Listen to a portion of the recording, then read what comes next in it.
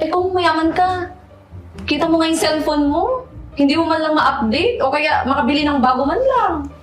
Kasi hindi pa naman to sira eh. Tsaka, mas maganda to. Nako, Eden. Baka naman nagkukunwari ka lang na mayaman. Tapos dinala mo kami dito para ipagyabang mo na mayaman na ako. Pag dumating yung may-ari ng bahay na to, mapapahiya tayo. Sigurado. Uy, ayusin mo yan ha. Tignan mo ako. Anak ko nagsiman. Tingnan ako manamit. Eh, ikaw kung sa inyo tong bahay na to, ba't ganyan na? Kanyang ayos mo. At ako, ang mga magulang ko, nanay ko OFW, yung tatay ko engineer. Ano ba kayo? O ganito na lang.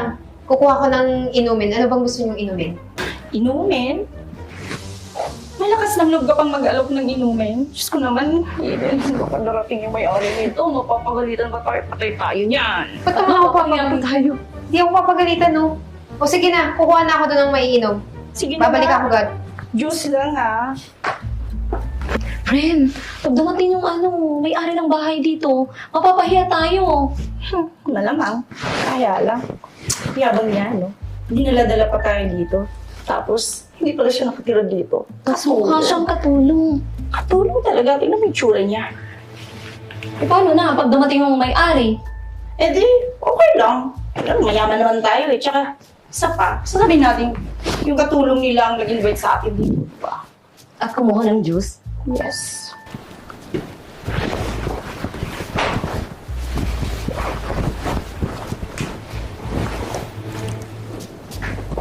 Sino kayo? Oh, Mayor, ikaw pala yan. Eh, Mayor, pinapasok kami ng katulong niyo eh. Tsaka, nagyabang na sa kanila daw itong bahay na to. Pasensya ka na, Mayor, kung nakapasok po kami, pinapasok po kami ng katulong nyo. Sinong katulong ko? Si Eden po. Si Eden? Oo, kasi sabi niya, malaki daw yung bahay nila, dito daw siya nakatira, tsaka pinagyayabang niya talagang mayaman sila.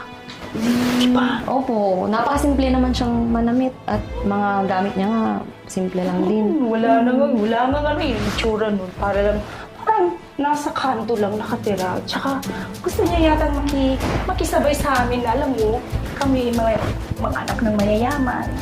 At saka, Mayor, hindi naman kayo magkatulad ng estado, parang yung pananamit at saka hindi kayo magka-level. Ganda-ganda niyo nga po eh.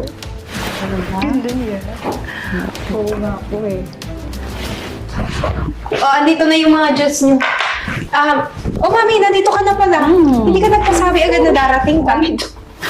Mami, tinawag mong mami si Mayor. Tumigil ka ngayon, ambisyosa.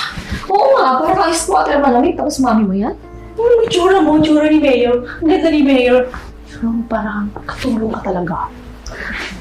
Pasensya na, Mayor, salamat po sa juice.